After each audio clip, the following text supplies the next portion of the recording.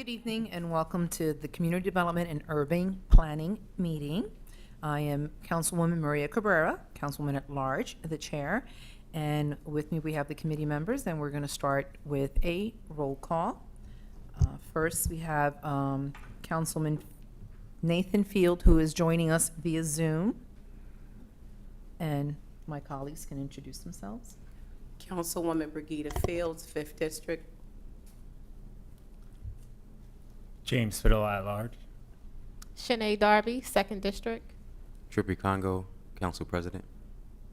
Thank you very much for the roll call.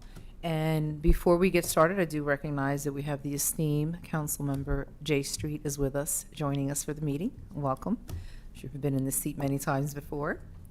And we're going to get started with the first agenda item, which is a resolution authorizing the city acting by and through the Department of Public Works to accept donations of 2 easements, one on 610 South Market Street from the Riverfront Development Corporation of Delaware. The sponsor is Councilmember Harley, and we have someone that is going to speak to this today. If you could introduce yourself and proceed. Thank you. Vince Carocci, Deputy Commissioner for the Department of Public Works. We're putting this resolution forth to accept an easement, 2 easements by the Riverfront Development for the property at 610 South Market Street for future maintenance of the stormwater conveyance ditch and reinforced concrete pipes that run along the back of that parcel. Great. Are there any questions from committee members? Yeah, I just have one question. I Yes, didn't see a fiscal impact. There's no impact. There's no impact. They're giving us the easement, so it's essentially allowing us to use a portion of, it'll be that's the property where the Salvation Army is being constructed, so we would be able to utilize, I believe it's a 30-foot wide corridor of that property for future maintenance on on our stormwater conveyance. Yeah, and I was talking about for the maintenance piece. It said that we'll be maintaining it now. We would, but it's part of our collection system for stormwater. So there's no immediate maintenance that would need to happen with it, but in the future, if we have to get in there and clean it out or replace pipes due to damage, that's the reason we would need the easement, so we could put equipment in there to do work. Thank you. Any other council members who may have a question? Okay, not hearing any. Is there anyone from the public that would like to speak?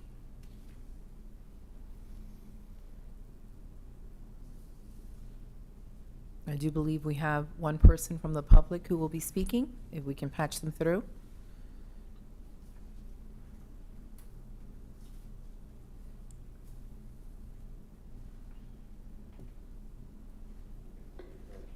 Madam Chair, we don't have a hand raised on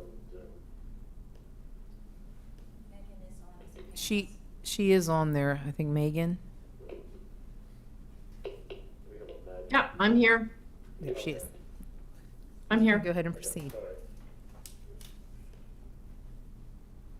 Yeah, I just was here if any council members had any additional questions that Vince was not able to answer. But as he said, we've constructed this stormwater collection system on that property directly behind the Salvation Army, and would like to grant the city the easement agreement to maintain that. Great. Thank you so much, Ms. Megan. Okay, since this is a resolution, I don't see any other hands. We will have this at the next council meeting. We do not need to vote this out of committee. The next item on the agenda is ordinance 22-036, an ordinance to rename the 4th and Rodney Tot Lot after Pastor Lottie Lee Davis, sponsored by Councilmember Brigida Fields. Councilmember, if you would like to speak to this? Yes, I would like to speak to this. This tot lot is directly across the street from where Pastor Lottie, she ministered. She had, I think it was Be Ready, Jesus is Coming Church. She was very prominent throughout that community up there in Hilltop, and I just want to be able to honor her and give her her due process for being such a godly woman, as well as connected to the community and serving the people in the neighborhood and not feeling it was robbery. Thank you. Thank you. Councilman Spadola? Thank you. I would like to be added as a co-sponsor. Any other councilman? Council President? Yes, thank you. I'd also like to be added as a co-sponsor. Okay, any other council members that might have a comment? I do want to add that having worked with Pastor Lottie, having gone to her church many times to do presentations on the affordable health care, and not to mention the numerous events throughout the year. One of the favorites was the Martin Luther King March, and when we would all end up there at the church. The church was a gathering place, and that neighborhood, she had such a vision on wanting to revitalize that area, that park. It used to house, drug dealers, homeless. I mean, just negative activity. It was used for everything but what it was supposed to be, a park for children to gather. So that was one of her initiatives, along with many others, that was very near and dear to her heart. So Council Member Fields, thank you so much for having the foresight to do this. I, too, would like to be added as a sponsor. And we have Matt from Planning who will also speak to this, and then we'll take comments from the public. Okay, so I think I'm just going to add a little bit to what you guys had already said. First, thank you for having me before you this evening. My name is Matt Harris. I'm one of the city planners with the Department of Land Use and Planning, and I'm here tonight to speak to you regarding Ordinance 22-036, which is an ordinance to rename the 4th and Rodney Tot Lot after Pastor Lottie Lee Davis. On May 26, City Council Member Brigida Fields, with support of various Westside community-based organizations and groups, sent a letter to the City Planning Commission requesting to name the city-owned tot lot located at the southeast corner of 4th and Rodney Streets in honor of Lottie Lee Davis, to the Lottie Lee Davis Tot Lot. Just a little more background on the tot lot. It underwent a complete renovation. Like you said, it was really run down. So in 2017, it was completely renovated, and actually in the fall of 2020, after the passing of Pastor Lee, the tragic passing, I should say, they did install a mural at that park in her honor. And then, if it's okay with council, I'd like to list just a couple more of the things that were provided to planning, just so they're on the record of her accomplishments. Please do. So Pastor Lee was an avid supporter of the Westside community. She served the community in countless ways, and I'd like to share a few of her contributions with you this evening. Since 2004, Lottie Lee Davis served as the head of the Be Ready Jesus is Coming Church. She was an adamant supporter of Westside Grows Together and was heavily involved in several park improvements, including the one at 4th and Rodney Streets. Pastor Lee was integral in the development of the Lazarus House, Esther's Place, and the development of Solomon's Court, all on the west side. In addition to these accomplishments, she also volunteered at many nonprofits and community organizations, including but not limited to True Access Financial, Delaware Interagency Council for the Chronically Homeless, the State Council for Persons with Disabilities Housing and Civil Rights Committee, President of Interfaith Housing of Delaware, and the committee chair of the Newcastle County Housing Advisory Board Special Needs Housing Committee. And those are just a few of her contributions to the Westside community.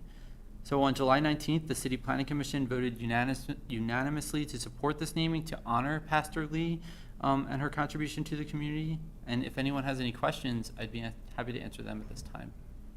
I'd like to start with one question. Is there any possibility that we can get some lighting to hit the mural? Because it's a beautiful mural, and when you go past there at night, it's shadowed by the trees, and it's really hard to see the mural. And just having passed by there a few nights ago, I saw children playing, which was wonderful, but it was still pretty dark. And the mural, I just think that a few maybe lights, we could even do solar lights or something like that, would honor it even just a little bit more so that there's more visibility, if that could be something we could look at. I 100% agree, and we can coordinate with Parks and Rec on that. That wouldn't be something that planning could implement, but we could certainly facilitate the conversation around having that done. Great, sounds good. Any questions by the council members of Matt in the planning department? At this time, I would like to open it up to the public. Anyone that would like to make comments, please. And our esteemed Councilman J Street is coming forward to make some comments. Thank you, Madam Chair. I'll be brief. I I did not know this was on the agenda. I actually came tonight to support the next item, but given the relationship I had with Pastor Lottie Lee, that's a major part of my council district. It's also it's an area where I worked for 35 years as director of Hilltop, and this is well-deserved in terms of all her contributions, in terms of what she did for housing, what she did for everybody on the Hill, and her legacy lives on in her major accomplishments. So I'd be remiss if I didn't step forward to lend my unequivocal support for this. Thank you. Thank you, Councilman. Okay, so at this time, can I get a motion, and we will take this to a vote? So move. Second. Okay, it has been properly moved and second. All in favor, please respond with an aye. Aye. Anyone opposed? Okay, it has been properly been passed on, and we will have this and vote on this at the next council meeting.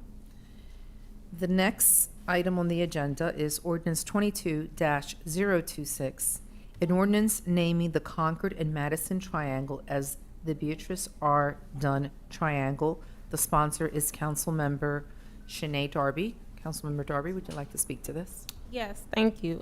So this has been in the workings for the last few months. Miss Dunn's, her children reached out to me and told me what a great woman she was and her contribution throughout the city of Wilmington, the advocacy work that she did. And as I'm reaching out to different leaders I know in the community, they had nothing but great things to say about Miss Dunn's contribution to the city of Wilmington. So I'm in full support of this ordinance. And I know we're going to have a presentation. Yes. Great. So at this time, we do have Gwen from the Planning Department on Zoom that will make a presentation to this.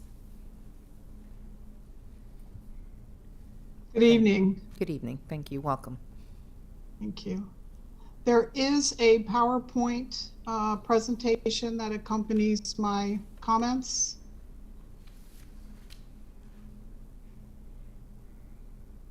The control room could get the PowerPoint presentation up and running, please. Are there more copies over there? Yeah. Okay. So if the community, if you guys want to grab a copy of the PowerPoint, you can have one. Madam Chair, I do have received the right here there to grab it. Gwen, they're saying that they didn't receive it. Okay, well, I can proceed without it then. Okay. Good evening. My name is Gwen Kaminsky. Oh, excuse with me the one Depart- second, Gwen. I'm sorry. Oh, okay. Just give us 2 minutes. We can get it to the control room. Thank Sure, you. no problem. You know, people are visual learners. It's good to have the presentation. Great.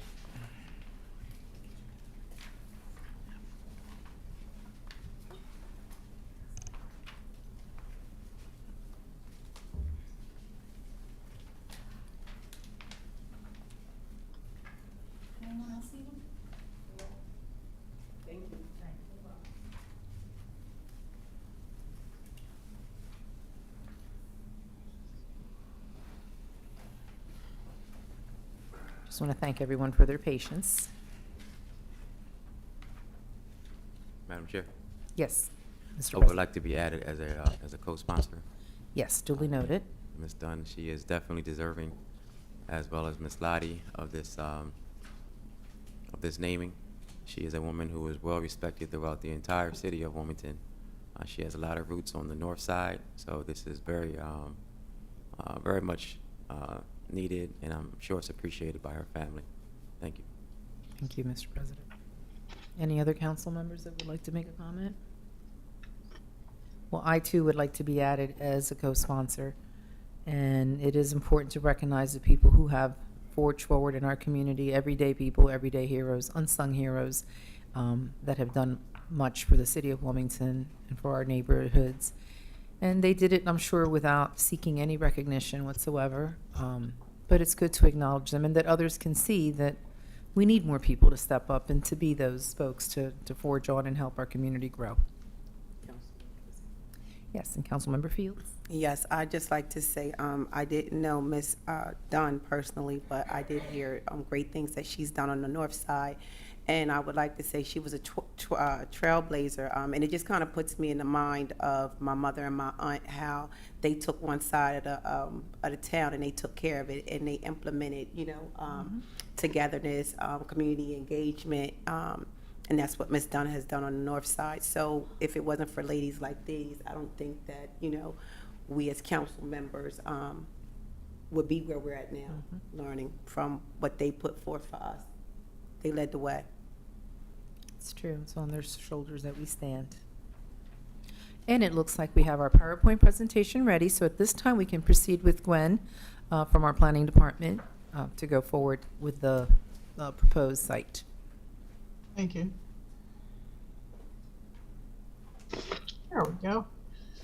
Good evening. My name is Gwyneth Kaminsky with the Department of Land Use and Planning.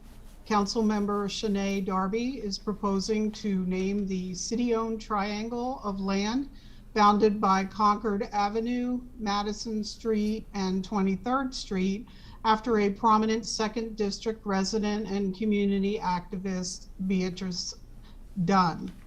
According to the request, Ms. Dunn's family has been instrumental in supporting this initiative to provide for Ms. Dunn's legacy, as have many in the community who are also supportive of this effort. Next slide, please. Thank you. The site in question is part of the public right-of-way, as shown on this map. The proposed naming requires the recommendation of the City Planning Commission and approval by City Council. Next slide, please.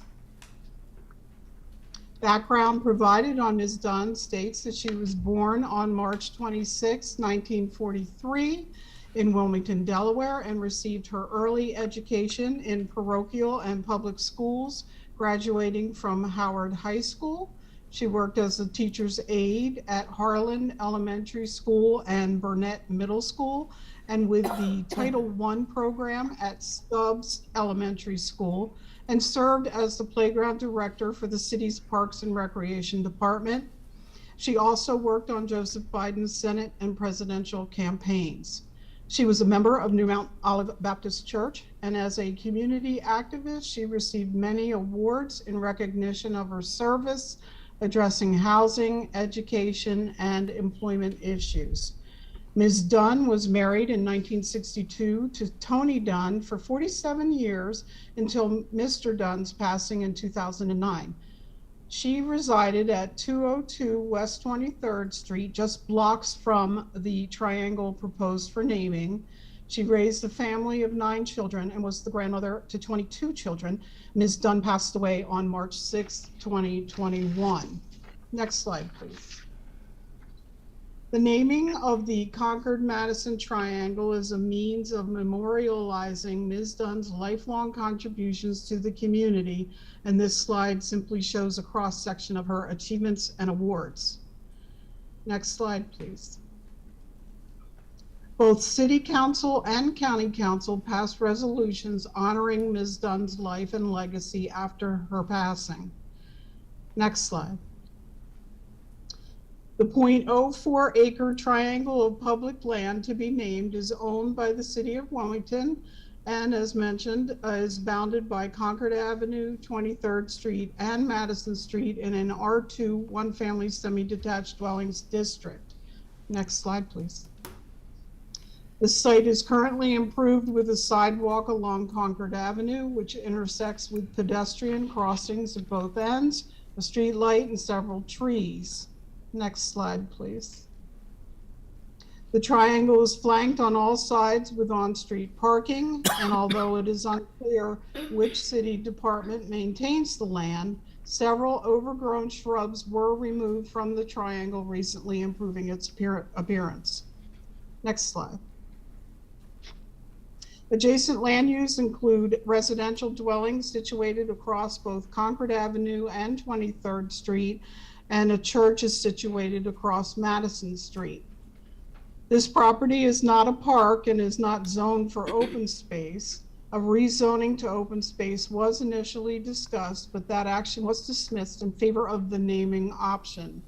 Although currently referred to as the Concord and Madison Triangle, this triangle has not yet been formally named. Next slide, please. The proposed name was reviewed in accordance with the naming guidelines for parks, playgrounds, plazas, or reserved lands owned by the city of Wilmington, which were adopted by the Planning Commission in 1992. These guidelines are used as a framework for evaluating requests for the naming of public facilities and as a basis for making recommendations to City Council. Next slide, please. The proposed name was found to be generally consistent with 7 of the 11 Commission guidelines, with 4 guidelines not being applicable. We also sought comments from the City Department of Public Works and Parks and Recreation, neither of which had any concerns or objections to the proposed naming. Next slide. The Planning Commission reviewed this request at their May 17th meeting and voted to approve City Planning Commission Resolution 5-22, which recommended the approval of the naming proposal. Next slide. The City Planning Commission recommends to City Council that the city-owned Concord-Madison Triangle be named Ms. Beatrice Dunn Triangle, with the name of the property entered on the official city map and all other applicable documents. It was also recommended by the Commission that consideration be given to installing a commemorative plaque and/or monument on the site, further memorializing Ms. Dunn. Thank you. Thank you so much for the presentation. Are there any questions from the council members of the Planning Department and Gwen? Are there any questions from the public? Are there any comments that anyone would like to make? It's open to the public.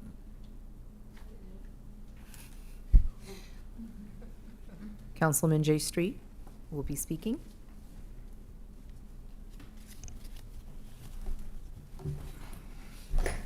Madam Chair, Mr. President, members of council. I seldom get emotional, but I was taught you never forget from whence you come. And I started my career, public service career, in 1974 as executive director at the Parent Educational Resource Center, set up and designed to help with a smooth transition to school desegregation. Fresh out of University of Delaware, got to work with school board. The only thing I knew about a school board was that paddle Mr. Boone had when I was in 7th grade that I had to deal with a lot of times. I had no clue what I was doing. And when I went to a meeting, I was executive director, didn't know what to do, what to say. B. Dunn said, leave him alone. Give him a chance. Work with him. Never forgot that. And she was working at that time with the late, great William Hicks Anderson. And she was a known advocate for children under the Title I Parent Council in the city of Wilmington. People don't understand, people don't know. Hicks, Margaret Crosby, B. Dunn, and others started the National Coalition of Title I ESEA parents. And they knew the rules and regulations better than anybody else because presidential administrations changed in Washington. They were in the committee rooms and they were there making the rules and regulations. So that's why the former Wilmington School District had one of the strongest Title I parent packs in the country. And they were the leaders for the other Title I packs across the country. In my capacity as Parks Director, there was one playground I never had to worry about. Because B. Dunn ran Kingswood Playground. The only thing I had to do was go over there and make sure she had more lunches than everybody else, and that she had more equipment than everybody else. And if the park was supposed to close at 5, 7:30, 8 o'clock, it was still open. And somehow or another, even though lunches were over, kids were eating dinner. As I went through my career and I reflect back, you know, B taught at Harlan, she taught at Burnett, but if she was needed at Stubbs or she was needed somewhere else, school district sent her there because she had an outstanding rapport with the kids in that kind of respect. Once upon a time, her nickname was the mayor of Riverside. And the young lady, Michelle Williams, who replaced me at Hilltop, grew up in Riverside. And she said, when Miss B had a party for her family, it was a block party, and everybody came. And she benefited from being mentored by Miss Dunn and attributes a lot of her kindness and the rapport that she has with children in her capacity today of the friendship that she established with Miss Dunn when nobody would think that a kid from Riverside would go to the University of Delaware and end up getting a master's degree after that and a dissertation away from her PhD. B. Dunn had something to do with that, but there were a lot of others who came out. And finally, this family, I'm forever grateful because all the time she spent with everybody else's children, it was some shared time, but there was a lot of time away from you. And y'all made a great sacrifice for the community, for which I'm forever grateful, and for which I think this is the least the city could do for somebody who worked this long and hard. When she got sick, she was in Jefferson, brain surgery. She wasn't supposed to make it. Family was there, I was there, holding her hand saying, keep fighting, baby, keep fighting. She fought, she came out, and she never stopped fighting. At the point where I filed the litigation, suing the state over school funding, suing the counties, all three of them over school funding. First call I caught when it hit the press was, go get them, baby. Stay on the battlefield, you stay at it. And the one thing I forgot is, she was active in the tenant council. And she didn't mince words, and she didn't play.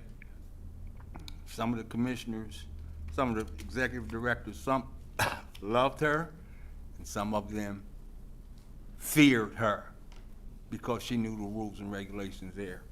And I know I'm well over my time, and I appreciate it, but as I said when I came in, I thought it was a regular meeting, was at 6:30. I got a text from him at 4:10, said it was at 5 o'clock. I had to get out of my yard clothes, shave and bathe, put on the monkey suit, and get up here because B never abandoned me. No way in hell I could abandon her. Thank you. Thank you, Councilman Street, and I will say that you cleaned up nicely, and your words are very powerful, and you really gave us a great insight, more information into who Beatrice Dunn is, and thank you for that. And we would love to hear from members of her family. Anyone that would like to come up and speak, please do. State your name for the record, please. Tony Dunn, oldest son, Madam Chair, Welcome. panel, thank you for having us.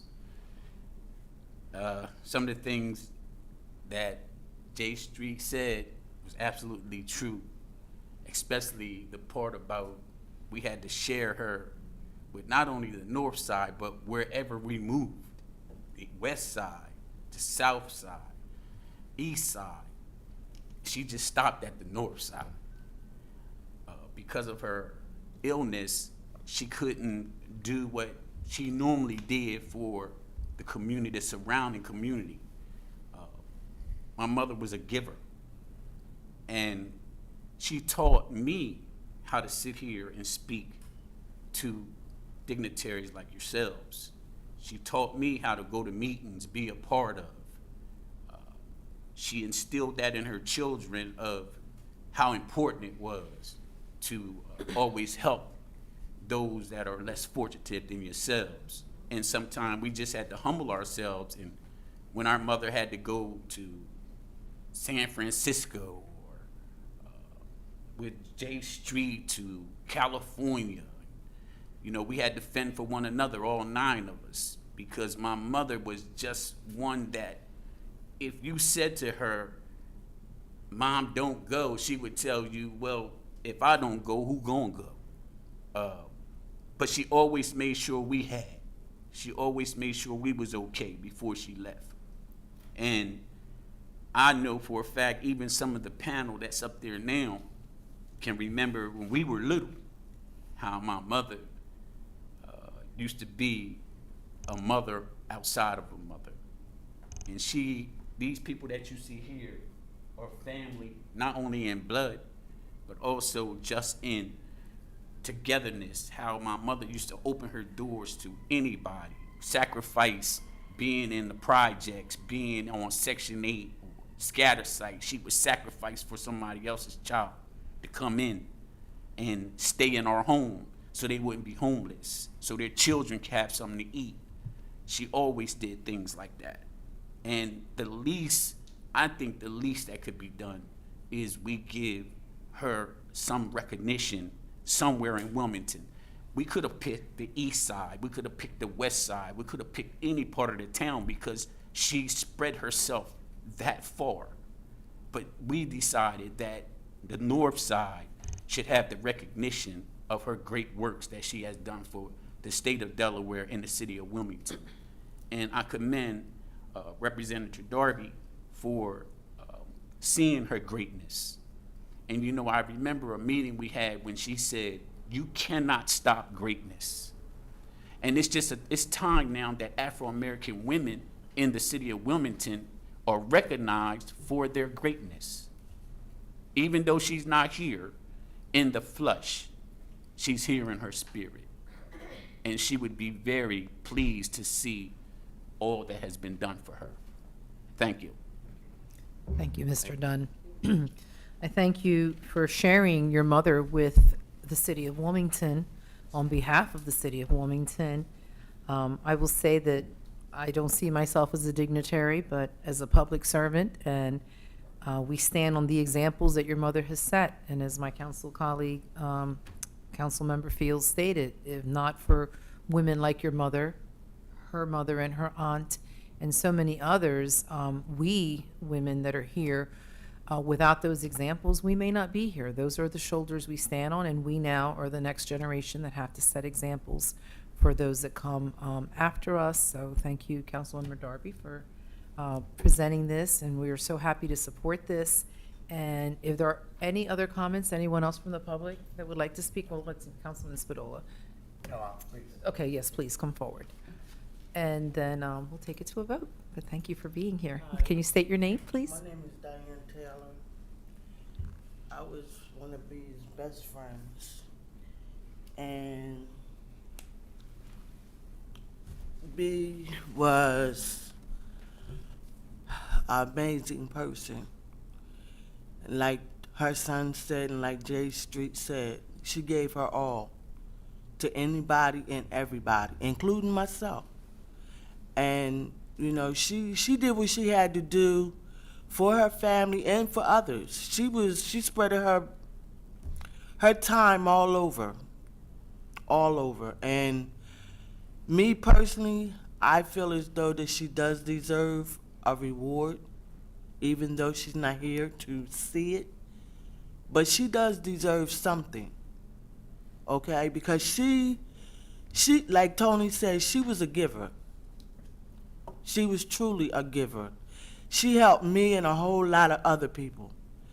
And the family already know whenever they needed me to help them with anything, I was there. She taught me how to be a strong black woman in time of trouble. Okay? She taught me how to deal with the people in the park. I was in the park with her over Kingswood. We had our fun times, but there were some serious times. But B was just a tremendously great person. She gave her all to anybody and everybody that needed help. If they need housing and didn't know who to go to and didn't know who to speak with, they came to B. They came to Beatrice Dunn. If somebody needed some information on something and B knew the information, she would help them. I mean, even people she didn't even know. And she was an awesome lady, an awesome friend, an awesome mother, an awesome person, period. And she gave her all. Like I said, she gave her all. And I really feel as though that she deserves a reward. Thank you. Thank you for those comments. If you could state your name, please, when you. Hi, my name is Lakeisha Holden. I'm Beatrice's granddaughter. I don't want to get emotional, so I'm gonna try to be really quick. But my grandmom taught me a lot. So I lived with her for basically all my life. I would say all my good parts of my life. And I got pregnant at a really young age. Well, let's start by summer youth. I always had a summer youth job because she would take me to J Street, and I had summer youth from the time I was 13 till I got about 16, and then I had like a real job. Then I got pregnant really early. I wasn't living like with my family. And my grandma seen me, and she actually was the one that pointed me in the direction. I was in school at the time, and I remember she was like, you need to go down there to social services. You in school, you not living with your parents, you know, you need to go get on some assistance. They gave me a check while I was in school. I was getting food stamps at a really young age because she like pointed me in that direction to make sure that while I was out on my own trying to be this grown up, that I was able to, support myself, without the help of anybody else. She has done a lot of things for a lot of people. And I just thank her so much for teaching me, even times I had to go back home. Like, she was my home. That was my home. So my last times with her, that I was there for her, all I could do was just want to take care of her last days. Because she took care of me my whole life, mostly. I feel like all the times when I really probably needed somebody, my grandma was there. So thank y'all for this, because she does deserve it. And I'm going to always be able, when I get out of Delaware, come back and be like, oh, look, they gave her this. Was our town over here, Northside. I'm from Northside, so she deserves this spot. And I'm just really actually glad that she did get something out of this, all the hard work that she has done over all these years. Thank you. Thank you. And I'm sure she didn't do it for this recognition, but she certainly deserves it. And you were so lucky to have her. I'm looking at a picture of her now, and now that I see her, yes, I'm very well aware of who she is. If someone else would like to speak, that's great. And we have Councilman Spadola also wanted to make a comment. Okay, so we'll have you come up and state your name. I'm Donna Dunn, her middle daughter, sixth child. And Did you state your name, please? Donna Dunn. Thank you, Donna. Respect to the council, Madam Trippy, Welcome. Ms. Darby. I just want to say this, and it's very simple, very basic. All of this right here, my mother never would have said she wanted. It's us who feels like she deserves it and has earned it and worked so hard to obtain it. And she's not, unfortunately, she's not here to see it, which I feel some type of way about, but I'll get over it. This is the last final call for her to get what she deserves and has earned. She has placed her life on the line for so many families, so many people, so many situations. Nobody mentioned, well, they did vaguely mention Joe Biden, but they forgot about the Tom Carters. You know, her and Stephanie Bolden really didn't have a good communication, but Stephanie Bolden knows who my mother is. My mother was present and very advocate in everything and anything that they did and presented to the city of Wilmington, the state of Delaware. Everything, education, childcare, welfare, housing, discipline, kids with IEPs, NAACP, UCLA, legal aid, Wilmington Housing Authority, Kingswood Women's Auxiliary. The list can go on and on. If I rolled out a list, it could go all the way out the door up to Rodney Square. There is no one, not comparing anyone to my mom, but there is no one like Beatrice Dunn who has so desperately earned this right here. And to me, it's big to you guys and things of that nature, but to me, I think it should be bigger. I'm accepting and willing of whatever. She's in my ear telling me, leave it alone. Whatever I get, I get. I didn't ask for it. What's done is done. So that's all I'm gonna say. My mom is an awesome mom, and she deserves to be seen as such. Thank you. Thank you for those I comments. appreciate all of y'all. You're Thank you, welcome. Jay. I love you. Well, what I foresee is that as children and others go into that plaza and they look at the name, I mean, I often do this when I visit different cities. Says, well, who is this person? Why did they, why is this named after them? And you Google it and you look it up, and her legacy is going to live on, and that's what this does. It may not seem like a big deal to some people, but it really is, because she's going into the archives of the city of Wilmington in a very prominent way and very deserving. And I'm sure you're right. She probably would have fought you on getting this recognition, but she's getting it. Listen, she deserves it. Councilman Spadola, please proceed. Thank you. I just want to thank the family and Councilman Street for coming in and sharing that amazing and awesome history about Miss Dunn, and I'd like to be added as a co-sponsor. Thank you, Councilman Spadola. Is there anyone else that would like to make any further comments? Sure. Oh, I'm sorry. And let me recognize Councilmember Fields. She wants to say a comment. Just real quick. Next No, speaker. come on up. No, Come on up. and have a seat. I just want to say that I can remember my mom and my aunt talking about the Title I and them fussing and fighting with Mr. Hicks about they going back and forth, and it just kind of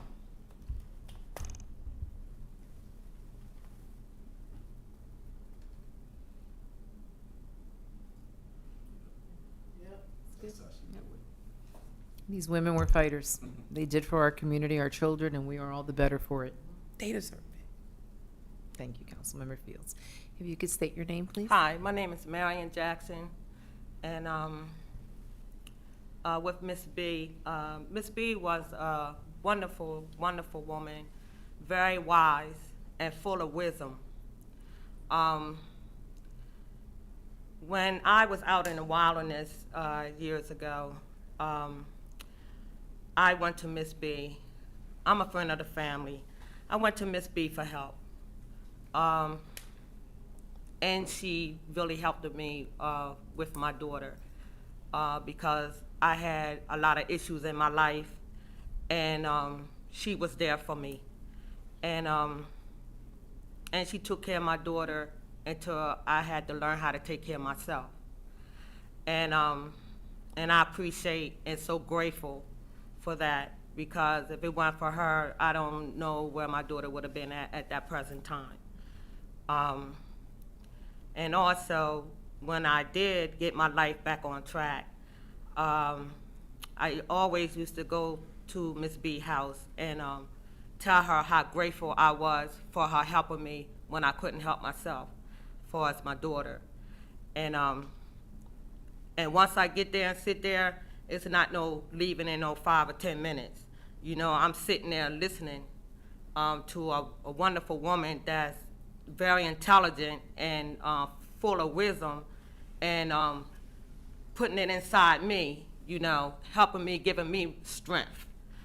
But Miss B deserves whatever she get her name on the park or whatever. She really deserves it. I remember when she used to work down Kingswood as well, giving kids lunches. I I used to see Miss B on the bus. She do, little activities, want to go, when she wants some quiet time to herself. I knew where she was going. And when I see her on the bus, I'll be laughing. "Where you going, Miss B?" And she started laughing. I said, "Okay, I know where you're going." But she was an amazing woman, full of knowledge, and she taught me a lot when I was down and out. Thank you so much. Thank you for your comments. Is there anyone else from the public that would like to speak? I just want to say something. Okay, come forward and state your name. Thank you. Without getting emotional, I'm Rochelle Brown. Hard to do. I'm Miss Dunn's oldest daughter. Welcome. And I took care of her. Already stated it. And she was really a sweet person. She loved children. And she loved her children. And she managed to spoil all of us, one by one, in her own way. And I thank God for her because she taught me to be a strong individual. She taught me how to think when under pressure. She taught me that, I could remember when we were working for Park and Recreation, and she was my first boss that fired me. Reason why she fired me was because she told me that these children down here in the park don't deserve your self-pity. So you can't be in this park crying. I was crying because I seen the hopelessness and parents on drugs and children coming down to the park. They got on Pampers from stair-step children. Children's coming down to the park with no shoes on their feet. This is living in Riverside. No shoes on their feet, no clothes on their back, just Pampers. Some of them come down there in underwear. I seen my mother come and down to the park with a big bag full of nothing but supplies to make sure that the children has clothes to put on. I seen her take and bring like baby wipes to wipe the baby's nose and stuff and clean them up before breakfast. Because she always said that you should always have a clean face. You should always be cleaned up before you eat. And you need to teach these children that. Well, it got to me because I seen the suffering of the children, and the parents were sending the children. The parents wasn't coming, they were sending these children that could just barely walk. Babies having bottles. And my mother did it, and she worked with them, and she inspired many to move on in life, to do what it is that they need to do to provide for their family. She was a good person. She was somebody, that you could go to, and you can leave whatever it is you need to leave with her, and she would keep it in confidence. You could always confide in her. I miss her. I miss her very much, but that's okay. Still, to God be the glory. But she was a good person. She was a good person. She always inspired other children, like young folks in school, in high school, trying to get them to go to college. And if she would always tell me, if you can't help them, you know somebody that can help them. Now, don't talk about them. Don't talk about it. If you can't help them, don't talk about them. Don't talk about them. Just try to help them and leave it alone. Don't go around talking about what you did and did this and you did that. If you can't help them, don't talk about it. But I thank God for her because, like I said, she inspired me to be strong in life, to work under pressure, to move quickly. When there is an emergency. She taught me how to think. Now, I'm going to leave this with you. I'm going to leave this with you. When I was a young lady and I was coming up, I was a teenage. I had a teenage pregnancy. And it was a school called Daffy. And she told me, well, you're not going to Daffy because you did the adult thing and you're going to go to school and you're going to get your education. And I had to do exactly that. She was kind of hard on me, but that's okay. That was to make me strong. I had to go to high school. After I had my first child, she told me, well, now you done had the child, and again, you have done the adult thing, so what you're gonna have to do, you're gonna have to step up to the plate, and you're gonna have to find somewhere to take your child, because you're going to school and get your education, and you're gonna graduate. And you're not gonna have another one in my house. She was hard on me, but that's okay. But that's what she taught me to do, and she was a great person. She would move over. This is what I didn't like. I did not like that she would get anybody's child, anybody that needed, especially a place to stay. She would get somewhere in the house, she'd make room. We would have to move over. We had to share our mom. We really literally had to share our mother. She was what you call a real public servant without pay. Amen to that. Well, we've learned a lot about Ms. Dunn in this meeting tonight, and I hope that people go back and watch it, because certainly trailblazer, and she sowed some seeds, and you guys are her legacy to move on and to inspire others and keep her good name. So this plaque in this park, yes, it's there. She deserves that honor, but there's so much more to her, and I hope that we continue to share her legacy by being able to have this prominent space for her, and that people ask questions, that we can share her stories, your stories. Very beautiful, very emotional, very touching. So I too come from a mother who moved mountains and moved us out of the way to make room for people in the house. So coming from that background, I understand exactly what you have had to sacrifice when you have to share your mother with the world. At this point, is there any other comments? If not, then we have the sponsor. You can have the last word if there's anything else you'd like to say, Councilwoman Darby. Yeah, I just want to say thank you guys for coming to speak about your mom today. And it's just been, her story always inspired me.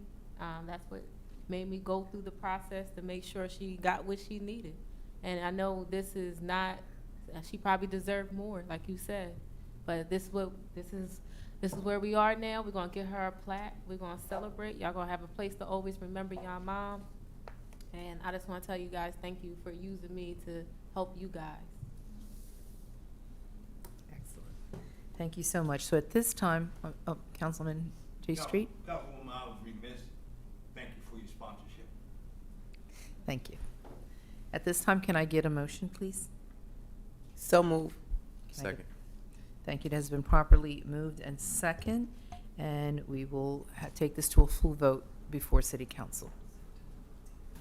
September 15th is the day of the meeting, so if anyone would like, yeah, we have to vote on this, but September 15th is when it's going to be in the meeting, and you're more than welcome to come and make public comment or sign up for public comment.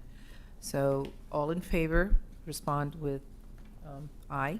Aye. Aye. Anyone opposed? It has been properly moved and voted out of committee, so we will see you September 15th. Thank you so much. Thank you. Beautiful presentation, very heartwarming, a great way to kick off the Community Development Urban Planning meeting for the fall session. Madam Chair, Yes. may I be excused? Yes, sir, you may. We're going to proceed to the next item, which is a discussion on rental license process with the Department of Land Use and Planning. Who will speak to this today?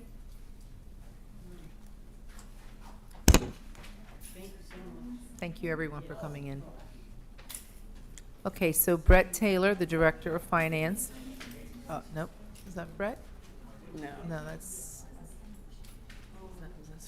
That was Starkey. Okay, I see Commissioner Jeff Starkey. Will you be speaking to this today? No, I'm not, actually, I'm here to answer any questions or anything. Okay, okay. That would be likewise for me, Madam Chair. This is Brett Taylor. Is someone doing a presentation on the rental license process with Department of Land Use and Planning? So there, yeah, I thought it was gonna be a presentation and then. It's my understanding we were just asked to be here to answer any Okay. questions. Well, let me see Yeah, who's doing the- the presentation. Yeah, they're supposed to go over the process. So Councilwoman Darby, you have like any questions that you want to ask them regarding the process? They have both Commissioner Starkey and as well as Finance Director Taylor is on to walk through the process regarding rental license process, And Commissioner Boykins on there as well. as well as Commissioner Borkin. Thank you. Yes, if they could walk through the process, that, like, The process for a rental license, what essentially happens is, you know, if a person is applying for a rental license, they come to finance, get the rental license application. Once they have the application, they come to the Department of Land Use and Planning to get it zoned. And the reason why they get it zoned properly, to make sure we have the legal use of a particular property, to make sure it wasn't converted illegally for apartments. But once that document is zoned and is processed through finance, and that's essentially the license process for obtaining a rental license. Councilmember Darby, you can proceed with any questions that you might have. yeah, I thought it was gonna be a presentation, to talk about the process, and entail some of the discussions around the rental license that I had. I mean, any questions relative to the process, I can certainly answer them, or Brett can answer them as well. We can open it up to see if anyone from the public. Is there anyone from the public that would have any questions on how you go about getting a rental license?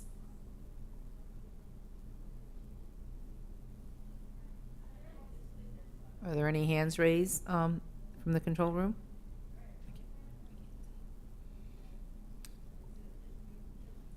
Chair, we do not have any hands raised for public comment. Okay, we don't have anyone from the public that has any questions. Are there any specifics, Councilmember Darby, that we might be, unclear about, that we want to know so that people are clear about how to do this? Yeah, so people ask me about the rental license process for someone to explain it, so that's what, just talking about the rental license process. I couldn't hear what she said, I'm sorry. You said that people were asking her questions about what is the process to get a rental license? I mean, Well, it's as I pretty, mentioned, as I mentioned earlier, I mean, first of all, you have to apply for a license through finance. Again, the Department of Land Use and Planning zones the property to make sure it's a legal use of that property. And once we determine that that's a legal use, there's a license fee. It's $50 for 1 or 2 family dwellings, so that's $50. Anything 3 or more, it's $120 for a license. $10 for each additional unit within that building is calculated as part of the license. But again, the zoning is the most critical portion of it, to make sure that property is legally zoned to operate as a rental property. Single-family homes are particularly easy to get zoned because they're permitted in most zoning districts. But when you get into the 2 units, 3 units, or and above, we have to make sure that that's the legal use of that property in that particular zoning district. Oftentimes, we have properties that are converted illegally and it's not registered with our office, and that's the purpose of the zoning, to make sure that's that legal use. Okay, thank you. You're welcome. thank you very much. Any other members of council that might have a question? Okay, not hearing any. Thank you, Commissioners and Finance Director Taylor, for being on hand to answer those questions. At this time, our final presentation this evening is a presentation by the Landlord Engagement Lab. Are we ready to proceed with that presentation? Yeah, thank you, Madam Chair and council members. I actually do have a presentation that I don't think that you have. Is there an email that I can send it to so we can get it projected? Or can I share my screen? That's also possible, but. If you could share your screen, I think we could do it that way. All right, perfect. Just give me one moment.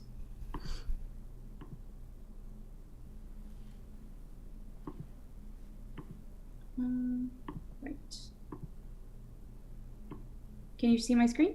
Yes, we can. Thank you so much. Perfect. Well, hello, everyone. My name is Tina Lee. I'm a senior specialist at the National League of Cities and manager of the Landlord Engagement Lab. Really thankful to be here today to share more about the program. The Landlord Engagement Lab is a one-year-long technical assistance program, largely in partnership between the National League of Cities and Stanford Law School's Legal Design Lab. For those of you who don't know us, the National League of Cities is a nonprofit advocacy organization that represents the country's 19,000 cities, towns, and villages. The Stanford Law School's Legal Design Lab is a team working on the intersection at human-centered design, technology, and law to build new initiatives to make the civil justice system more equitable and accessible. So, in a nutshell, this program is intended to support small to mid-sized cities and their engagement efforts with mom and pop landlords to ultimately support eviction prevention and housing stability efforts. So this technical assistance program is a continuation of 2 prior programs that we've launched, both again in partnership with Stanford Law School, including the eviction prevention cohort, which we had 5 cities be a part of, and the eviction prevention learning lab, which was 30 cities. We saw the need for a new technical assistance program that specifically focused on cities' engagement with landlords, knowing that oftentimes they are an often forgotten stakeholder in the conversation of housing stability and eviction prevention, and we wanted to build a program that was designed specifically to accomplish that. So our program goals for participating cities: to 1, facilitate and strengthen city relationships with mom and pop landlords; 2, help cities develop programs, policies, and resources to support mom and pop landlords and prevent evictions; and 3, helping cities operationalize racial equity in their landlord engagement strategy.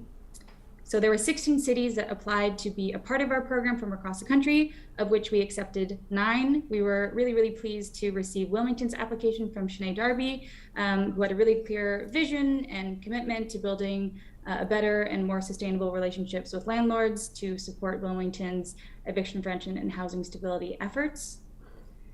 Our program components, there's 4 main components. Number 1 are lab meetings every other month that focus on issue areas that are cross-cutting for cities. 2, optional sessions that dive into specific subject areas that come up in our lab meetings. Maybe that's a deeper dive on rental registries or data. Toolkits, which summarize our lab meetings and provide next steps and actionable guides for cities. And then lastly, one-on-one technical assistance.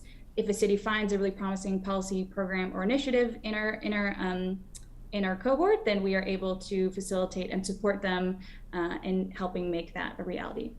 So this is an overview of our lab meeting topics: developing a strategy, authentic engagement, landlord incentives, local policies, communications and outreach, evaluation and program metrics, and wrap up and lessons learned as our final convening. And for technical assistance, we support cities in an array of areas, including communications, program support, so that could be program design, data support, also strategy, so that's facilitated discussions with city and community stakeholders, or design thinking. So again, our intended outcomes for the program and for the city of Wilmington is that the city will facilitate and strengthen their relationship with mom and pop landlords, develop policies, programs, and resources to support mom and pop landlords and prevent evictions, and that the city will operationalize racial equity in their landlord engagement strategy. And with that, I will pause and I'm open for questions if there are any. Thank you very much for that presentation. At this point, are there any members of City Council that would like to ask some questions?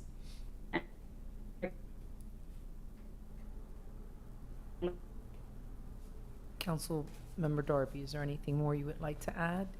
No, How this is going to proceed as we move forward? Yeah, so there is a team that has been created. So it's like a Wilmington team that consists of landlords, property managers, who are all from the city of Wilmington, renters, community advocates, and researchers from the University of Delaware, who have gotten together. We meet once a month outside of the biweekly meetings. And we discuss housing in the state of, well, not the state of Delaware, but Wilmington. We discuss housing and coming up with strategies to try to improve some of the issues that we have here in our own city. So it's actually open. If you're interested in being a part of the team, you can reach out to, I guess, the city council office. If this is something that you want to be a part of, to be on the team, to do some work and strategizing. At the end, we'll have recommendation, legislative recommendation, administrative recommendations on how we can look at how we engage with landlords to improve our housing stock. And I think this is really important. So I applied, it was some community advocates. We got together and we applied before the Adams Street incident happened. And I think it's really important that we're having these conversations so we don't have an Adams Street again. And this is important, so I wanted to make sure that my council colleagues were aware of this program and that you guys had an opportunity to ask any questions while we were here. Thank you for that. I am definitely interested in learning more and how we go about finding solutions. And of course, we want landlords to be fair with the pricing of rent. I mean, they can only charge what they can charge in a neighborhood. People are not going to pay it if that's what the demand is for that neighborhood. But we've seen in this housing crisis and market that it has become slightly unaffordable and the rents have gone up. At the same time, looking at the fact that right here in our city, our licensing fees for landlords and for rental properties have not been raised in decades. And we have challenges with getting license and inspections and getting inspectors out there. Situations that, we could prevent if we did more of the pre-rental inspections. We have heard from the landlords that if we were to do pre-rental inspections, that it would then delay the time that they could rent, and they would have to be on a wait pattern until we have the inspectors going in. So that didn't turn out to be feasible because we just don't have the manpower. So coming up with solutions on how we make sure and ensure that these properties, first of all, are safe. I want them to be safe and livable. People are paying a lot of rent to live in squalor and very, very poor conditions. And we want to work with the landlords that are doing their job positively, but there's also landlords that are not. And it seems to me that that's a business practice, and why are we not holding them as accountable as we do a restaurant when they're not doing what they need to do? They get closed down until they're brought up to standards. Obviously, we don't want to close landlords now because we don't want people getting evicted, and we want to work on fair eviction processes so people have representation. But to me, it's about accountability. They're running a business and they should be held accountable for keeping those properties up. So I'm very interested in working on solutions on how we can make sure that we are inspecting the properties, that they're in good condition and livable. Do you have suggestions on how you can do that when you are limited with resources in ensuring that people are living in good conditions, regardless of who they are? Thank you, Madam Chair. That is a fantastic question, and unfortunately one that probably can't be answered in just a few minutes. But I will say, I think your instinct, that there's very real concerns with habitability, and in a lot of cases, cities are resource constrained.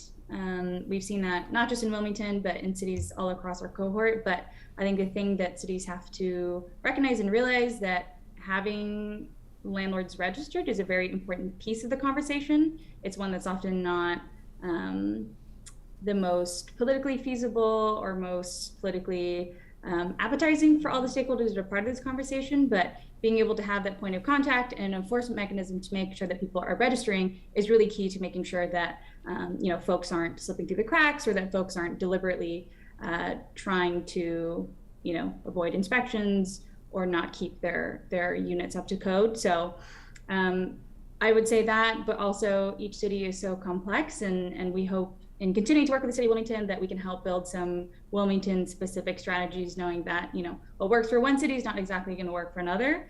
But appreciate you raising that concern, and happy to keep working with Councilmember Darby and figuring out what that solution looks like for Wilmington. Thank you. Well, we are definitely, I'm looking forward to working with the group as we tackle some of these solutions and we customize what we can do right here in Wilmington to improve the housing stock and to make sure that those businesses are registered, because you're right, a lot of these properties are not registered.